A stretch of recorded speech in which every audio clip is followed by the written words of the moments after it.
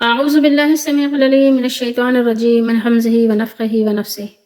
بسم الله الرحمن الرحيم. ربي يسر ولا تعسر وتمم بالخير ربي زدني علما. قالوا يا هود ما جئتنا ببينة وما نحن بتاركي آلهتنا عن قولك وما نحن لك بمؤمنين إن نقول إلا اعتراك بعض آلهتنا بسوء قال إني أشهد الله واشهدوا انی بریء مما تشرکون من دونہ فکیدونی جمیعا ثم لا تنظرون. 3 آیات مبارکہ ہیں 53 سے 55. سورہ ہود ہے اور 12واں سپارہ ہے.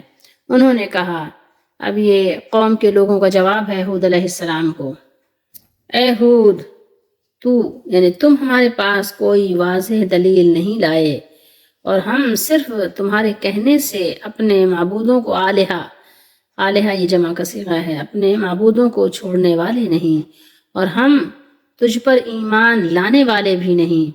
ہم تو یہی کہتے ہیں کہ ہمارے کسی معبود نے تجھے دماغی خرابی میں مبتلا کر دیا ہے. جیسے ہمارے یہاں بھی کہا جاتا ہے نا کہ دیکھو تم نے بزرگوں کے بے ادبی کر دی ہے. بزرگوں سے اگر آپ منع کریں نا کہ قبر والوں سے نہ مانگو، قبر والوں کو نہ پکارو، تو ہمارے یہاں بھی یہ کہا جاتا ہے نا کہ آپ نے اپنے بزرگوں کی بے ادبی کی ہے، ان کی گستاخی کی ہے، آپ گستاخ اولیاء ہو گئے ہیں، گستاخ ولی ہیں، اس طرح کی باتیں کرتے ہیں نا. تو سیم وہی جواب ہر نبی کو ان کی قوم نے دیا کہ تم نے چونکہ ظاہر ہے جن کو ہم نے اللہ تعالیٰ کا شریک ٹھہرایا ہوا ہے، کیونکہ وہ اللہ کی عطا سے یہ کہتے تھے کہ یہ اللہ کی عطا سے یہ سب کچھ کر سکتے ہیں، اللہ تعالیٰ نے ان کو اختیار دیا ہوا ہے. تھوڑی سی آپ تعویل کا فرق اگر ہٹا دیں تو اس قوم میں اور عاشق قوم میں کوئی بھی فرق نہیں ہے. تو انہوں نے کہا کہ ہمارے یعنی کسی بزرگ نے، ہمارے کسی آلہہ جو تم نے ان کو مانا نہیں، ان کی تعظیم نہیں کی، ان سے مانگا نہیں، ان کو واسطہ وسیلہ نہیں بنایا اللہ کی جناب میں، تو انہی لوگوں نے یعنی ناراض ہو کر تم کو ایسا کر دیا کہ تمہاری یعنی دماغ کی یہ خرابی ہے کہ جس کی وجہ سے تم ایسی باتیں کر رہے ہو کہ بس صرف اپنا سارا فوکس ایک اللہ پہ رکھو. تو کہہ رہے ہیں ہمارے کسی معبود نے تجھے دماغی خرابی میں مبتلا کر دیا ہے، یعنی بزرگوں کو نہ ماننے کی وجہ سے تم ایسی باتیں کر رہے ہو، بہکی بھٹکی ہوئی گمراہی کی باتیں کر رہے ہو. تو پھر جواب میں ہود علیہ السلام نے یہاں فرمایا، قالا، یہ ہود علیہ السلام کا فرمانا ہے، کہا بے شک میں اللہ کو گواہ بناتا ہوں اور تم بھی گواہ رہو کہ بے شک میں بری ہوں ان سے جنہیں تم شریک ٹھہراتے ہو. انی بری ہوں مما تشرکون، من یعنی جس کو تم یعنی جن لوگوں کو تم نے شریک بنایا ہوا ہے میں اس سے بری ہوں. تم بھی گواہ ہو جاؤ، اللہ تو ہے ہی، اللہ تو گواہ ہے، لیکن اس کے ساتھ تم خود بھی اس بات کے گواہ ہو، کل قیامت کے دن تم اللہ کی جناب میں کچھ کہہ نہیں سکو گے سوائے اللہ کے. چنانچہ تم سب مل کر مجھے نقصان پہنچانے کی چال چلو، تدبیر کرو، مجھے نقصان پہنچانے کی تدبیر کر لو اور پھر تم مجھے مہلت نہ دو. پھر آگے بھی ہود علیہ السلام کا ہی بیان چل رہا ہے، لیکن پھر باتیں زیادہ ہو جاتی ہیں، اس لیے میں نے 3 آیت پر ہی اکتفا کیا ہے. تو ہود علیہ السلام نے ان کو بالکل 2 ٹوک جواب دیا کہ تم جیسے چاہو جو چاہو کر لو، لیکن جن کو تم نے اللہ کا شریک ٹھہرایا ہوا ہے میں ان سے بیزار بھی ہوں اور بری بھی ہوں، اور میں ان کو ماننے کے لیے کسی صورت میں تیار نہیں ہوں، اور میرے پاس تو جو دلیل ہے وہ کافی ہے. اب دیکھیں دلیل آپ کو دلیل کیا چاہیے کہ جس کو بھی آپ بزرگ بناتے ہیں تھوڑی دیر کے لیے غور کریں، ان کے گھر میں بھی بیماریاں آتی ہیں، ان کے گھر میں بھی موتیں واقع ہوتی ہیں، ان کے گھر میں بھی حادثات پیش آتے ہیں. تو اگر وہ اپنی تکلیفیں نہیں دور کر سکتے تو آپ یہ بھلا بتائیے کہ آپ کی کیسے دور کریں گے. اچھا تو کیا آپ یہ سمجھتے ہیں کہ بلائیں اللہ کی طرف سے آتی ہیں اور تکلیفیں بزرگ دور کرتے ہیں؟ اللہ نے تو فرمایا کہ ہم آزمائیں گے، ہم تم کو بلا میں ڈالیں گے. تو کیا بزرگ کا دعویٰ ہے کہ بزرگ بھی بلا میں ڈالیں گے؟ مطلب لوگ کہتے ہیں کہ تکلیف دور ہو جائے تو یہ بزرگوں کی نظر کرم ہے نا، حضور کی نظر کرم ہے. اپنے بزرگوں کو حضور اور سرکار یہ کہتے ہیں نا، تو ان کی سرکار کا کرم ہے، حضور کا کرم ہے، اور اگر تکلیفیں دور نہ ہو تو کہتے ہیں اللہ کی مرضی ہے. گویا کہ اللہ تعالیٰ تکلیفیں دیتے ہیں اور بزرگ جو ہے تو کس کو آپ نے زیادہ مہربان بنایا؟ تصور تو کیجئے کہ آپ نے کہا کیا، بے خیالی میں آپ کیا بات کہہ گئے، آپ کو پتہ ہی نہیں چلا کہ نعوذ باللہ آپ نے اللہ کی شان میں گستاخی کی، آپ کو پتہ بھی نہیں چلا. جیسے شیطان نے جب وہ جرم خود کیا اور اس کی نسبت کدھر کی؟ اللہ کی طرف کہ اللہ تو نے مجھے گمراہ کیا، کیونکہ آپ کے حکم کے بغیر کوئی کام نہیں ہوتا. حالانکہ اس نے اتنی بات نہ جانی کہ اللہ تعالیٰ نے مجھے اس بات کی یعنی ہدایت کی ودیت کی ہے، اب میں اپنی مرضی سے چاہوں، ہاں اللہ کی مدد تو مانگنی ہے، یہ بات ہے، لیکن یہ ہے کہ گمراہی کی نسبت اس نے سیدھے کدھر کی؟ اللہ کی طرف۔ اور جب آدم علیہ السلام کی بات ہوئی تو آدم علیہ السلام نے کدھر نسبت کی؟ جو دانا کھا لیا تھا اپنی طرف کی، کہ یہ کام میں نے کیا ہے۔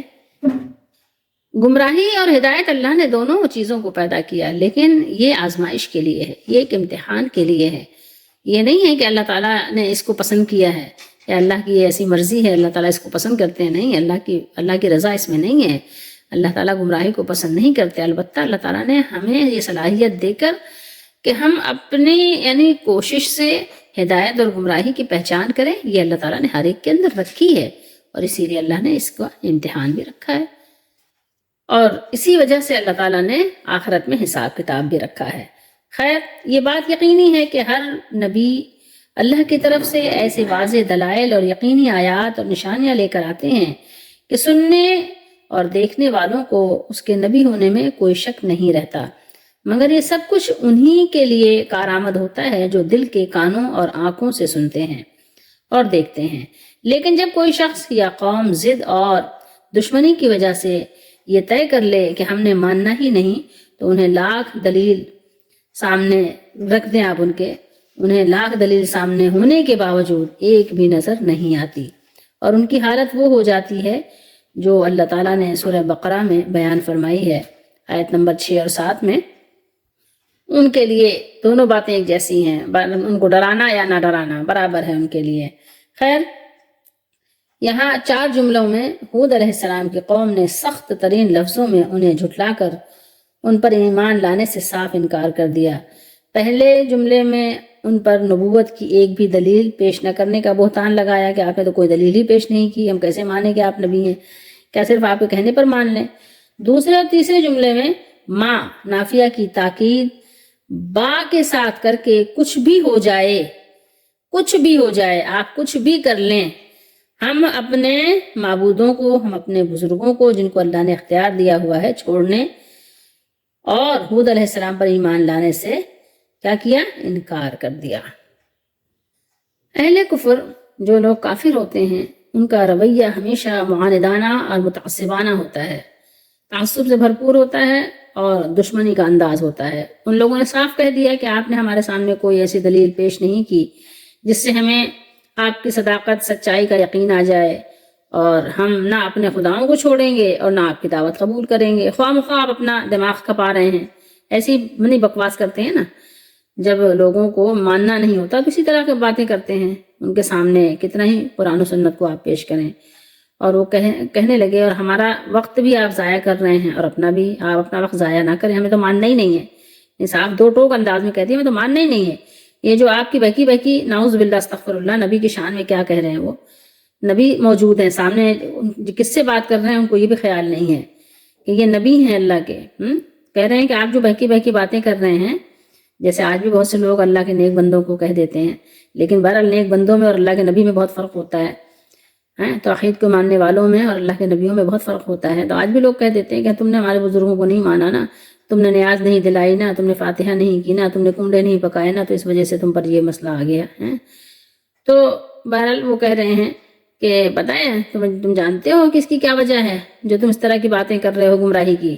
اس کی وجہ یہ ہے کہ ہمارا کوئی خدا تم سے ناراض ہو گیا ہے، کوئی بزرگ تم سے جو ہے ناراض ہو گیا ہے، تم نے اس کی گستاخی کی ہے، اس نے تم سے عقل چھین لی ہے، عقل سلب کر لی ہے، اور تم اب دیوانوں کی طرح باتیں کر رہے ہو۔ اپنی سلامتی اگر تم کو مطلوب ہے تو ہمارے خداؤں کے قدموں میں گر پڑو اور اپنی گستاخی کی معافی مانگ لو، قبر والوں کو پوجنے لگ جاؤ، بتوں کو پوجنے لگ جاؤ، طاغوتوں کو ماننے لگ جاؤ، ورنہ تو پھر قید و بند کی سلاخوں کے پیچھے اپنے ایڑیاں رگڑنے کے لیے تیار ہو جاؤ۔ ان کی یہ لا یعنی اور لغو بات سے آپ جلال میں آ گئے، فرمایا تم میری سچائی کی گواہی نہیں دیتے تو مت دو، اللہ تعالیٰ کی گواہی میری صداقت کے لیے کافی ہے۔ ہاں تمہیں اس بات کا گواہ بناتا ہوں کہ میں علی الاعلان یہ میں نے کہا کہ میرا ان بتوں اور تمہارے ان جھوٹے خداؤں کے ساتھ کوئی تعلق نہیں ہے۔ تم یہ جو سمجھتے ہو کہ یہ واسطے وسیلے، ان سے میرا کوئی تعلق نہیں ہے، میں صرف ایک اللہ پر بھروسہ کرتا ہوں۔ لو میرا ایک اور اعلان بھی سن لو، تم سب مل کر، تم بھی اور تمہارے جتنے بھی بزرگوار ہیں، خدا ہیں، الہ ہیں، سب لوگ مل کر بھی میرے خلاف جو سازش کرنا چاہتے ہو کر لو، میں تم سے کسی رحم کی التجا نہیں کروں گا، تم سے مہلت نہیں مانگوں گا، لیکن سن لو تم میرا بال بھی بیکار نہیں کر سکو گے، تم میرا کچھ بھی نقصان نہیں کر سکو گے۔ اور اس کی وجہ کیا ہے؟ اس کی وجہ آگے آیت میں بیان بھی کر دی۔ اللہ تعالیٰ نے ہود علیہ السلام کا جو جواب تھا وہ پورا بیان فرمایا یہاں پر۔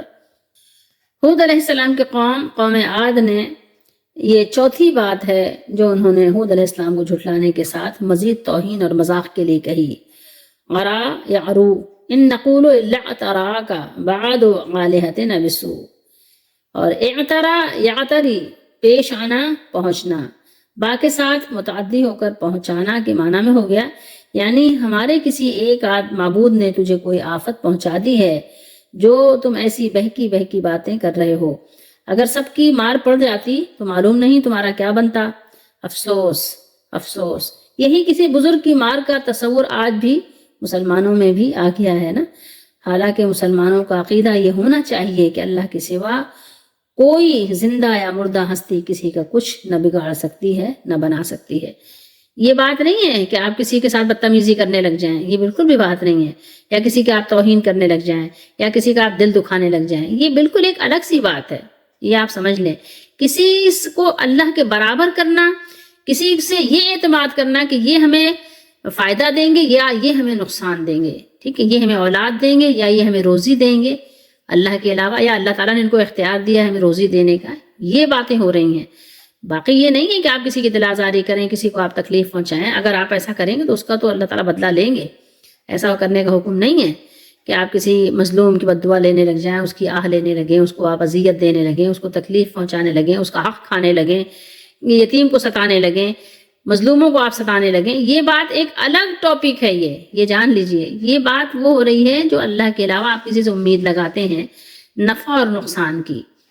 دو چیزوں کو گڈ مڈ نہیں کیجیے گا، یہ سمجھنے کی چیز ہے، اور سمجھ آ جاتی بہت آسانی سے، کوئی ایسی مشکل بات نہیں ہے۔ اگر کوئی سمجھنا چاہے، نہیں سمجھنا چاہے تو پھر اس کو بہت زیادہ کیا کرتے ہیں، ٹرپیکل کر دیتے ہیں کہ بات سمجھ ہی نہ پائے انسان، سارا کچھ ملا کے گڈ مڈ کر دیتے ہیں کہ اب کوئی بات واضح ہی نہ رہ جائے، صاف ہی نہ رہ جائے، بلکہ انسان کو ایسی پیچیدگیوں میں آپ نے ڈال دیا کہ اب بیچارہ اس مسئلے کو حل ہی نہیں کر پا رہا ہے۔ ایسا نہیں ہے، ایسا کرنے والے یہ ظلم کرتے ہیں۔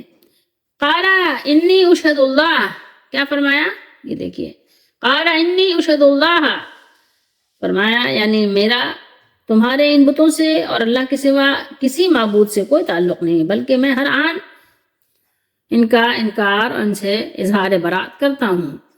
فقیدونی، یعنی یہ جو تم کہتے ہو کہ تم پر ہمارے کسی معبود کی مار پڑ گئی ہے، تو ایک آدھ کے بجائے اگر تم اور تمہارے یہ سب معبود مل کر بھی میرا کچھ بگاڑ سکتے ہیں تو بگاڑ لیں، اور مجھے ذرا بھی مہلت نہ دیں، ورنہ جان لو کہ تم بھی جھوٹے اور تمہارے یہ معبود بھی غلط ہیں۔ دیکھیں، یہ بزرگوں کی بھی دو قسمیں ہیں، ایک تو واقعی سچے بزرگ ہیں، سچے بزرگ اللہ کے نبی بھی ہیں اور ان کے راستے پہ چلنے والے، جیسے عیسیٰ علیہ السلام ہیں۔ عیسیٰ علیہ السلام کی بزرگی کیا ہے؟ سچی بزرگی ہے۔ عیسیٰ علیہ السلام کی تو یہ تعلیم تھی ہی نہیں نا کہ آپ مجھے اللہ کے برابر ٹھہرائیں، یا مجھے آپ کہیں کہ نعوذ باللہ اللہ کا بیٹا ہوں، تو یہ تو ان کی تعلیم ہی نہیں تھی۔ تو اب اگر کوئی ایسا کر رہا ہے تو وہی جھوٹا ہے۔ عیسیٰ علیہ السلام تو لازمی بات ہے، اللہ کے نبی ہیں، سچے بزرگ ہیں، سچے بھی ہیں۔ اسی طریقے سے کوئی عزیر علیہ السلام کے لیے کر رہا ہے، یا شیخ عبد القادر جیلانی کی تعلیمات تو ایسی نہیں ہے۔ اگر کوئی ان سے یہ عقیدہ رکھا ہوا ہے کہ وہ مدد کرنے کے لیے آتے ہیں، ابھی بھی لوگوں کی مدد کرتے ہیں، اور مردوں کو زندہ کر کے ان کو کلمہ پڑھا کر پھر ان کو کہتے ہیں کہ اب مرو، اور وہ مردوں کو زندہ کر دیتے ہیں، وہ ابھی بھی ڈاکوؤں کو آ کے مار کے چلے جاتے ہیں، اپنے مریدوں کو حفاظت کرتے ہیں، تو ان کی تو یہ تعلیم نہیں ہے نا، وہ تو سچے ہیں۔ اگر ان کی تعلیم نہیں ہے اور وہ واقعی اللہ کے نیک بندے ہیں تو پھر ظاہر ہے وہ تو سچے ہیں، ان کی بات نہیں ہو رہی۔ لیکن جن لوگوں نے اپنے آپ کو کچھ سمجھ رکھا ہے کہ نہیں میں تو پھونک جھاڑ کرتا ہوں، میں یہ کر دیتا ہوں اور میں وہ کر دیتا ہوں، جنہوں نے بہت ساری یعنی لوگوں اپنے ارد گرد لوگوں کا جنب غفیر مریدوں کا ڈھیر جمع کر رکھا ہے نا، کوڑا کرکٹ بہت سارا جمع کر رکھا ہے جنہوں نے، یہ ان کی بات ہو رہی ہے۔ یقیناً ایسے بزرگ جو بنے ہوئے جھوٹے بزرگ، یہ جھوٹے ہیں، اور یہ مطلب یہ گند میں یعنی رتپت ہیں سمجھ لیں، کیونکہ یہ لوگوں کو شرک سکھا رہے ہیں اور یہ توحید نہیں سکھا رہے ہیں لوگوں کو.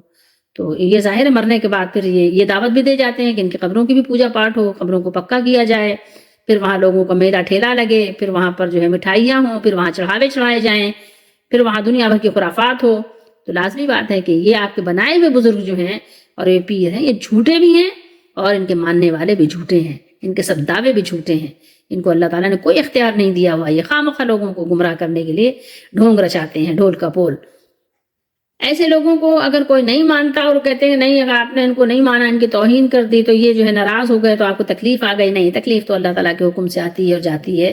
اور انسان کو اللہ تعالیٰ یعنی کیا کرتا ہے، تھوڑا سا ٹھوک بجا کر امتحان لے کر اس کو اللہ تعالیٰ آخرت کے لیے پکا کر دیتا ہے، آخرت کے لیے اس کو کامیاب کر دیتا ہے. جیسے ابراہیم علیہ السلام کے ساتھ بھی ہوا.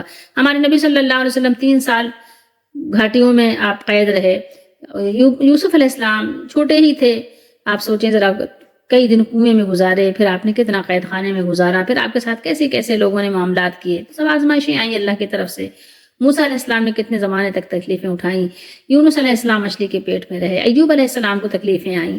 تو یہ کوئی ایسی چیز نہیں ہے، یہ تو اللہ تعالیٰ کا دستور، اس کی سنت ہے جو ہر ایک کے ساتھ اللہ تعالیٰ یہ معاملات کرتے ہیں. بس ہم کمزور لوگ ہیں تو ہمیں دعا کرنی چاہیے کہ اللہ تعالیٰ ہمیں ہر طرح کے امتحان و آزمائشوں سے بچائے اور ہم پر رحم فرمائے.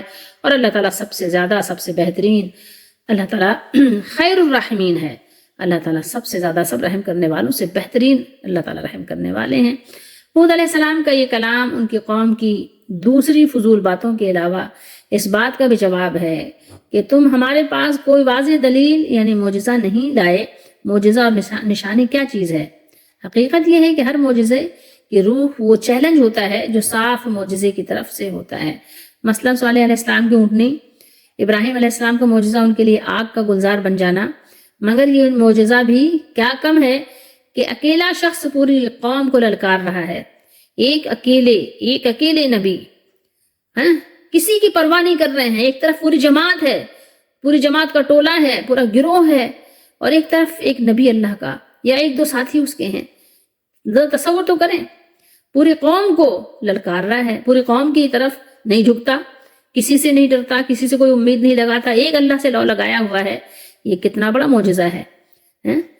پوری قوم کو للکار کر فرما رہے ہیں کہ میں تم سب کو اور تمہارے خداؤں کو کچھ نہیں سمجھتا، جو کرنا ہے کر لو، تم سب مل کر میرا جو بگاڑ سکتے ہو بگاڑ لو. اور اس قوم کو للکار رہے ہیں جو نہایت سخت گیر اور رحم سے ناآشنا تھے. بے رحم لوگوں کے سامنے ایسی بات کرنا یہ سب سے بڑا معجزہ ہے، سب سے بڑا جہاد ہے یہ، جن کے بارے میں آتا ہے. اس قوم کے بارے میں اللہ تعالیٰ نے سورہ شعراء میں فرمایا وَإِذَا بَطَشْتُمْ جَبَّارِينَ. یہ قوم جو تھی جبار قوم تھی، اور جب تم پکڑتے ہو تو بہت بے رحم ہو کر پکڑتے ہو. خود اللہ تعالیٰ نے فرمایا کہ وہ اتنی قوت والے تھے کہ ان کے بعد ویسی قوم پیدا ہی نہیں کی گئی. الَّتِي لَمْ يُخْلَقْ مِثْلُهَا فِي الْبِلَادِ. سورہ والفجر پڑھتے ہیں، سورہ آیت نمبر 8 میں پڑھیے گا. وہ کہ ان جیسا کوئی شہروں میں پیدا نہیں کیا گیا. جب طوفان سے ہلاک ہوئے تو فرمایا كَأَنَّهُمْ أَعْجَازُ نَخْلٍ خَاوِيَةٍ. سورہ الحاقہ آیت نمبر 7 میں گویا وہ گری ہوئی کھجوروں کے تنے تھے. تصور کیجئے، صرف ایک شخص پوری قوم کو للکار رہا ہے، ایسی جابر قوم کو جو اس کے خون کی پیاسی ہے، جس کے معبودوں کو اور پوری قوم کو اس نے جاہل قرار دیا ہے اور کہا ہے کہ سب مل کر میرے خلاف جو کچھ کر سکتے ہو کر لو. اور پوری قوم باتیں تو بناتی ہے مگر اس کا کچھ بگاڑ نہ سکی. یہ کھلا ہوا معجزہ نہیں تو اور کیا ہے. قرآن مجید کی آیات پر اگر آپ غور کریں تو اندازہ ہوتا ہے کہ شرک جو ہے تمام خرابیوں کی جڑ ہے. جب انسان کے اندر شرک آ جاتا ہے، پہلے کفر آتا ہے پھر شرک آتا ہے، یا شرک آتا ہے پھر انسان ظاہر ہے پھر ہر طرح کا نہیں کفر کرنا شروع کر دیتا ہے. تو یہ سمجھ لیں کہ سب برائیوں کی جڑ ہے. یہ ساری خرابیاں جب ہی پیدا ہوتی ہیں پھر انسان کا ظاہر اعتبار، اعتماد، اعتقاد اللہ سے ہٹ کر اللہ کے بندوں کی طرف جب منتقل ہوتا ہے تو ظاہر ہے پھر وہ مختلف طرح کی پھر تعویلات کرنا شروع کرتا ہے. اور پھر وہ چھوٹی چھوٹی برائیاں تو اس کو کچھ لگتی ہی نہیں ہے، پھر بلکہ بڑی بڑی برائیاں بھی وہ کرنے لگ جاتا ہے، دھوکہ، فریب. تو آج ہماری قوم میں جتنی بھی برائیاں ہیں نا، اس کی اصل وجہ شرک ہے. اور آج ہم پر یہ جتنی مصیبتیں آ رہی ہیں، جہاں جہاں بھی آ رہی ہیں، غور کریں گے اس کے پیچھے تو آپ کو پتہ چلے گا کہ شرک ہے. اسی لیے اللہ کی مدد بھی نہیں آ رہی ہے. اللہ کی مدد کیوں نہیں آ رہی ہے اس پہ اگر آپ غور کریں گے تو آپ کو پتہ چلے گا کہ پیچھے شرک ہے، اور شرک کے ساتھ اللہ کی مدد ہے ہی نہیں. اللہ کی مدد صرف توحید کے ساتھ ہے. ساری برائیوں کی جڑ اور اللہ کی مدد نہ آنے کی وجہ آپ غور کر لیں. آپ دیکھیں لوگوں کو اللہ پر اعتماد نہیں ہے، یقین نہیں ہے. اگر یقین ہو کبھی بھی مسلمان کسی کو دھوکہ نہیں دے سکتا، کبھی کسی کے ساتھ فریب نہیں کر سکتا، کبھی کسی کا حق نہیں کھا سکتا. وہ اور بات ہے کہ خواہشات کی بنیاد پہ کچھ گناہ ہو سکتے ہیں اس سے، جیسے مثال کے طور پر خواتین و مرد کے ساتھ مطلب کچھ چیزیں ہو سکتی ہیں، یا جیسے بھوک کی وجہ سے یا پیسے کی کمی کی وجہ سے چوری کر سکتا ہے انسان چپکے سے. لیکن یہ جو بڑے بڑے جرائم ہیں جیسے آج ہمارے یہاں ہو رہے ہیں، آپ دیکھیں پیچھے آپ جائیں گے آپ تو آپ کو جو ہے آپ کو یہی چیزیں ملیں گی. اللہ تعالیٰ ہم سب کو سمجھنے کی توفیق دے. اور بے شک اللہ تعالیٰ کی مدد تو ہے، لیکن انسان طلب کرے جب ملتی ہے اس کو. اللہ تعالیٰ ہم سب کی مدد فرمائے. اللہ سے دعا کرے اللہ ہم سب کو ہر طرح کے شرک سے بچائے اور ہمیں خالص توحید کا پابند بنائے. اور بے شک آپ اللہ سے مانگیں گے تو اللہ تعالیٰ آپ کو عطا کریں گے. وما توفیق الا باللہ.